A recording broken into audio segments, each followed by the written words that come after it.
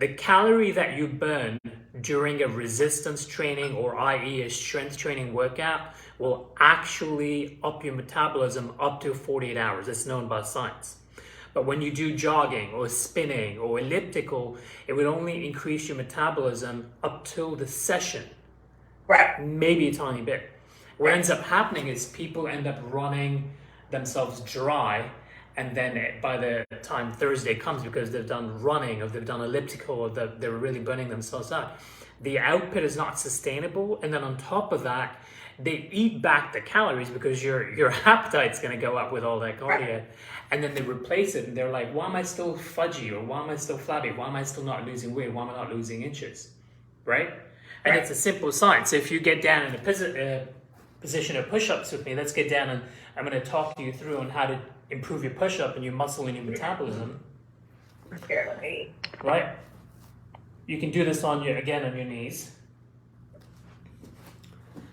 And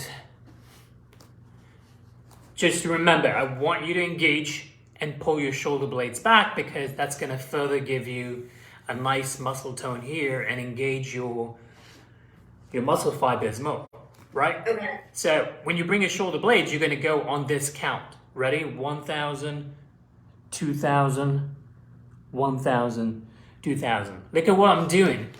It's keeping all the muscle engagement in a longer tension. Okay. Right? So you ready? 25 reps for you. Engage your shoulder blades all the way down slowly. Cross your legs. And quick reminder, engage your belly button in. Okay. Go. Perfect. Keep going.